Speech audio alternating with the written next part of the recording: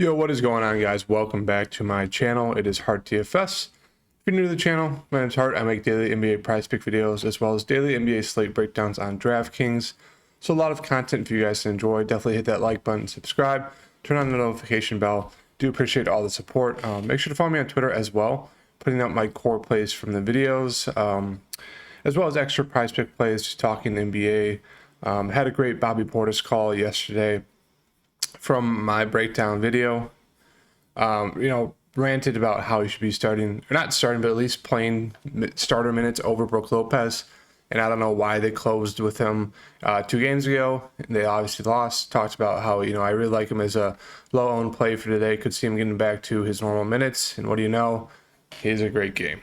Unfortunately, I didn't play him, didn't listen to my own advice, but I hope, at least some of you did, or at least, took that into consideration because it was a great play there. But let's look back at my lineup for today. The core from the video that I made was Trey Jones, Dillon Brooks, Tatum, and Drew Holiday. So extremely, extremely good core. Obviously Tyus Jones, very super high owned, 46 fantasy points. Tatum, decently owned, 52. Drew Holiday, decently owned as well, 53. And then Jones, and then Brooks, obviously 50% owned. Classic Dillon Brooks, he just can't shoot the ball or score, 25. So not hurting you there at $5,600, but those four, what was it? It was 105, like 149, like 75, 176 around there for those 4 guys. So you're off to a fantastic start with those 4. So hopefully you guys, were able to build off that and do well. Looking to have another fire core for today, so definitely stay tuned.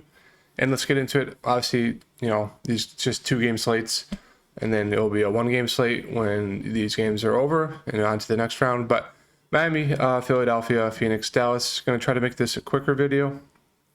I know I said that last video, and every time I say that, it's usually longer than usual, but today's going to be a quick one just because we kind of know how these games, pan out and have turned out so far.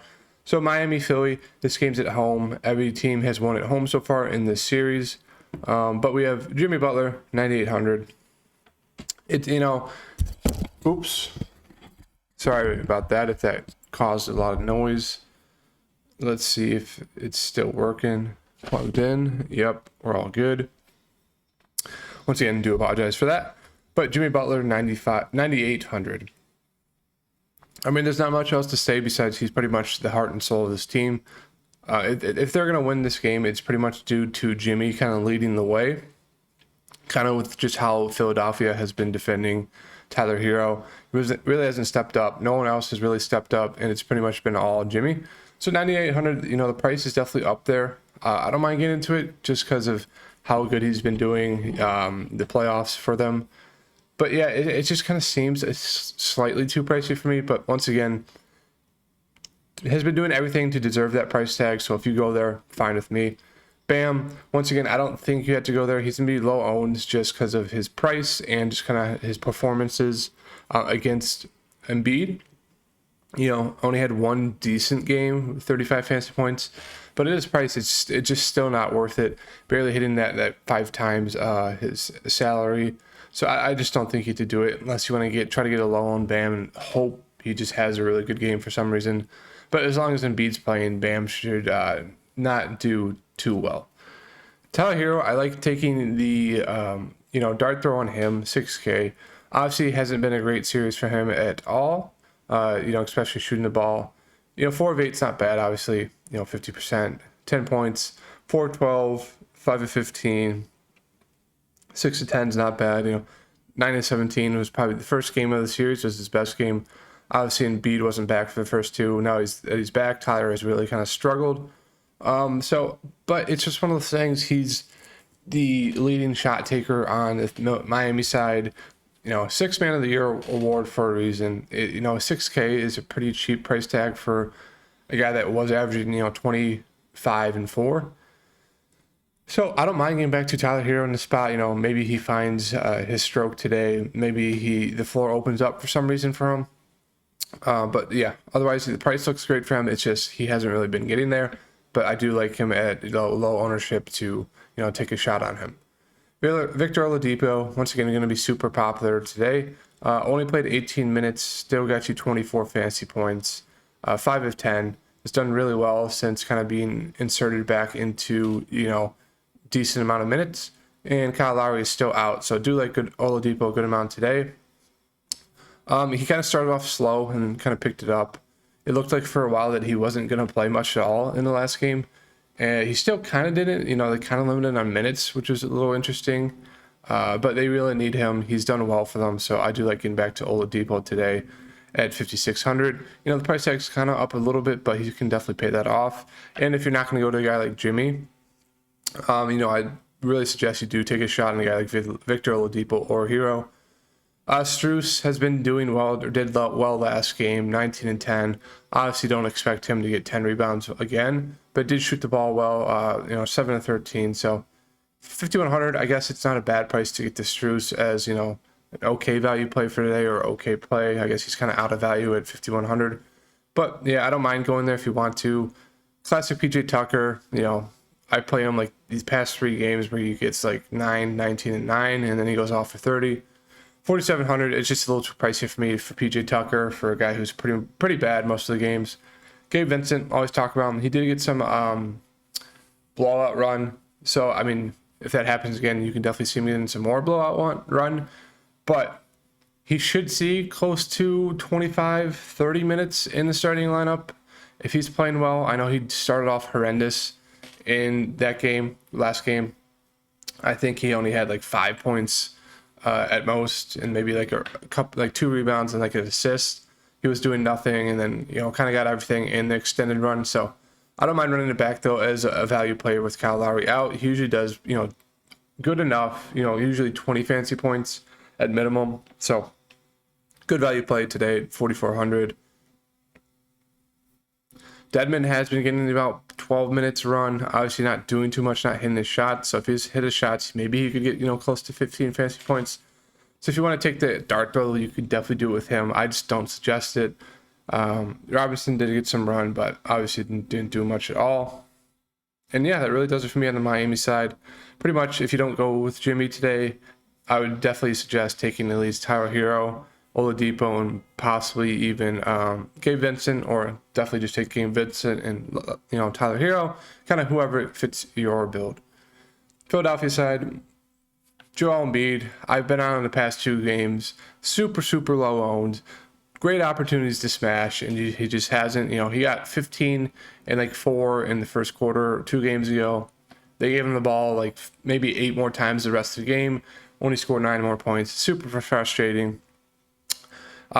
This first game, or the past game, started to pick it up in the third quarter, but by that time it was already a blowout. He only touched the ball like 4 times in the first quarter, and he's a guy that for the first quarter, they'll play him the whole first quarter. He'll play the full 12 minutes, come out for like 3 or 4 minutes of the beginning of the second, and then play the rest of the second. And I think he touched the ball less than 10 times in the whole first half. Finally got, force-fed the ball like 4 or 5 times in a row in the third. Was able to score like 8 to 10 in a row for them. And then the game obviously blew out. So Joel Embiid, once again, will be very low owned, 9,700. Great price for him. It's just, is Doc going to continue being a horrible coach and not give him the ball? I know they've been posting him up on the elbow, which he's good at, but like, get him down in the post. He should be smashing. I know the Heat defense is really good, but he should be able to easily smash. It's just, for some reason, Coach, what is his name? Coach Doc Rivers is just not giving him the ball, so it makes no sense. Harden, I just don't think you get there, especially with Embiid back. He just hasn't been normal Harden. Would rather take a shot at a guy like Tobias Harris. Kind of seeing this stable amount of shots, has been shooting too well. Usually gets you a decent amount of rebounds. Past 2, he's been bad. Same with their assists. So it's kind of been 2 down games for Tobias Harris. Don't mind, buying low on him again. In this spot, Tyrese Maxey, a little too scoring dependent for me. Can't have a ton of upside if he's hitting his threes and hitting his shots, but I'd rather get to a guy like Tobias over just Maxey just because of the safer floor when it comes to rebounds, assists, maybe a block or steal. Yeah, so at 400 price difference, rather get to Tobias over Maxey. Danny Green, you can throw him in as a value play, has been hitting his threes recently, so you do like to see that. Can get you a few boards and assists, so if you want to go there, you can. Paul Reed, I just don't think he get to do it. Niang wouldn't do it. He's been playing terrible. Yeah, really does it for me. It's pretty much just Embiid on the side and Harris for me. Moving on to the next game, Phoenix, Dallas. Booker looks great, 8,800. Price is up there to the point where it's like he's not like a guy you immediately lock into your lineup anymore. Sorry, it's very hot. But let's see, Booker. Yeah, so if you want to play him, obviously the leading scorer on the team, heart and soul, 8,800. The price isn't the best, but definitely worth play today. Chris Paul, 8K. I'd say lock him into your lineup, but this dude sucks. He absolutely sucks. 26, 23. I know the last game blew out, but 25, only shot it 8 times. It's just, I truly don't understand it. 8K for Chris Paul is an amazing price, but, just based on the past 3 games, I know the first game, he was horrendous, turnovers, game blew out. Second game, he fouled out. Third game, they blew him out. So it's just like, I think I'm going to personally lock him in, but for you guys, I don't know if you had to go there just based on his past 3 games. There's a ton of risk, but I do think 8K for Chris Paul is a steal. DeAndre Ayton, don't mind him. They fed him the ball a little bit more, and they're blowing him out. So he did lose about, 12 minutes, if not a few more last game due to the blowout. What a smash. But yeah, 7K for him is a decent price tag, so I have some interest there. But Kyle Bridges, as I always say, kind of like a DFS, and more like a DFS than Bullock. But yeah, guys, I'm pretty much going to play the whole game. Does a little bit of everything.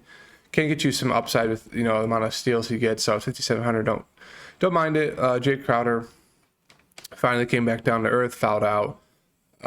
Before that he was playing well. So if he's hitting his shots, he's going to get you some rebounds, assists as well. So 5,400 is a decent price for him with how he's playing recently. Cam Johnson looks like an okay play. Got extended just with the blowout. So he'd usually see about 24 minutes max. Even if he's hitting his shots, he's kind of limited when it comes to fantasy point production. So don't think you get to force him in today. McGee only played 3 minutes. It looks like Biyombo is kind of getting the run now. Obviously, blowout run, but you kind of get the backup run over McGee. So that's definitely something to keep your eye on. Maybe it happens again today, so don't get stuck in the trap of trying to play McGee because he could get a DMP or only play 5 minutes. Campaign just not playing a lot of minutes either, so I just pretty much have the interest in the starting 5. Other than that, you can definitely take a shot on a guy like Cam Johnson, but it's pretty much the starting 5 or bust for me on the Sun side. And then the Dallas side, obviously Luka at the top looks great, 11.5. You know what you're getting from him. So I do think you should probably plug him in for today. Brunson, prices come down to 6,300, so I do like that price for him. Obviously, his ceiling is pretty much capped with starting alongside Luka, but he can have a decent game alongside him. So I don't mind going there at 6,300. Definitely worth looking into. DFS looks like an okay play today. Came back down to earth from great 3-point shooting, 83 and 2. 5,500 looks okay for DFS. Cleaver looks okay. Minutes came back down obviously because of the blowout, but she'd see probably close to 30. Okay play, 5,200. Bullock, decent play at 5K. If you want to buy low on him, he's had 2 back-to-back really bad games. Before that, he can shoot the ball well, get you a couple rebounds, get you a couple steals. So definitely worth taking an eye on or a shot on Reggie Bullock here. You can definitely get off the chalky Max Strus, play Bullock, who should be a lot lower owned. And, due to ownership, you'd be sitting pretty, but it just comes down to if Bullock can hit his threes. Dinwiddie will always mention him just because, he's done well coming off the bench. But in the playoffs, he just really hasn't been the same player as he was in the, end of the regular season. So if you want to, you can definitely take a dart throw on him, but I wouldn't suggest it just with how he's playing. And Powell, not really playing the minutes. It's pretty much, starters or bust on this side as well.